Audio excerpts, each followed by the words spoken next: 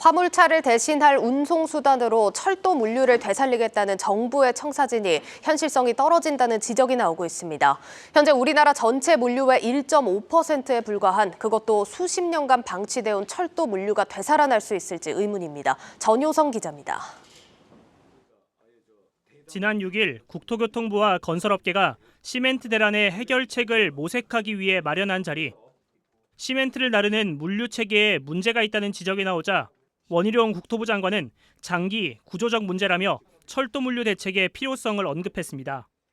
운송 기사들이 원활치 않거나 그런 부분도 좀 있나요? 운송이 화차 문제도 있지만 운송수단의 총량 제한에 대해서 그게 뭐 아주 장기간 10몇 구조적인 년 문제니까 이걸 좀 봐야 되겠네요. 네. 단기적인 수급 문제하고 우리 장기적인 구조적인 문제는 우리 같이 의논해가지고 이번 기회에 좀 대책들을 세우도록 그렇게 하겠습니다. 실제 원희룡 장관은 취임 후 철도 현장 곳곳을 찾으며 철도에 대한 높은 관심을 보였습니다. 이 때문인지 국토부는 최근 철도 물류를 5년 뒤 2배 수준까지 높이겠다는 야심찬 포부도 밝혔습니다. 문제는 철도 물류 활성화 방안에 현실성이 있냐는 겁니다. 국내 철도 물류의 핵심 기지인 의왕 ICD. 원희룡 장관은 지난해 화물연대 파업 당시 이곳에서 화물차를 대체할 운송수단을 마련할 것을 지시한 바 있습니다. 30년 전 철도청은 늘어나는 육로 운송을 철도 운송으로 대체하겠다며 이곳을 만든 뒤 주요 물류기업에 30년 점용 허가를 내줬습니다. 현재 CJ 대한통운, 한진 등 물류기업들은 3.3제곱미터당 연간 7에서 8만 원 수준의 이용료를 내고 사용 중입니다.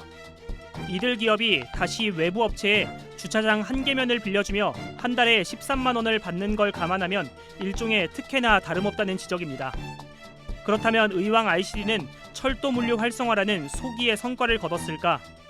한국경제TV가 입수한 자료에 따르면 1993년 32만 컨테이너였던 의왕 ICD의 철도 물류량은 2021년 30만 5천 컨테이너로 줄었습니다.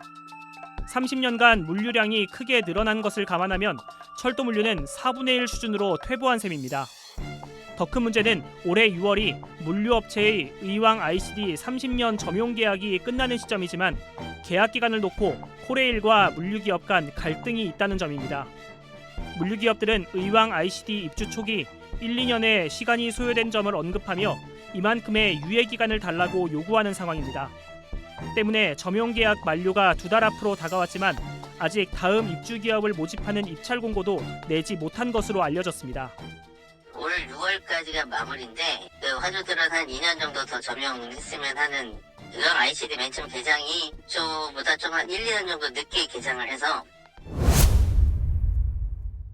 국토부가 철도 물류 활성화를 위해 도입하겠다는 장대열차도 현실성이 떨어진다는 지적이 나옵니다.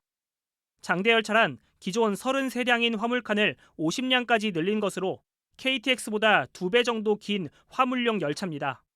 한 번 오갈 때 17량에 해당하는 화물을 더 실어 나를 수 있으니 철도 물류의 효율성도 높아진다는 게 국토부의 구상입니다. 문제는 기존 철도 승강장이 33량을 기준으로 설계돼 있어 50량 열차가 서기엔 턱없이 짧다는 점입니다.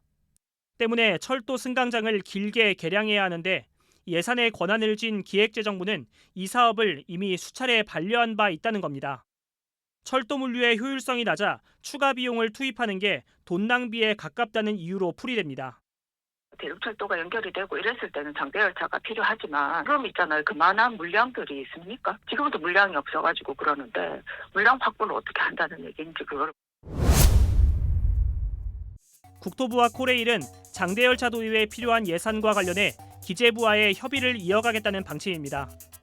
다만 최종적으로 기재부의 예산 심의를 넘지 못한다면 코레일 자체 예산을 써서라도 승강장 개량을 추진하는 게 국토부의 입장입니다.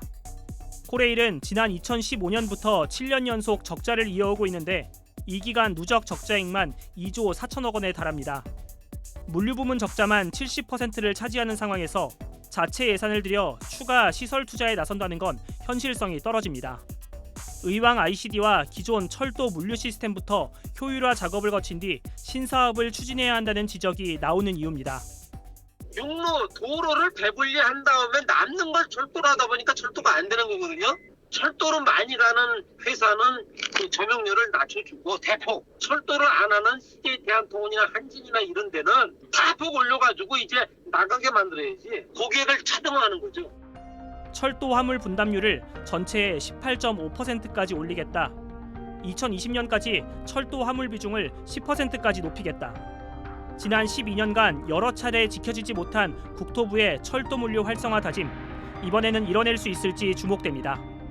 한국경제TV 전유성입니다.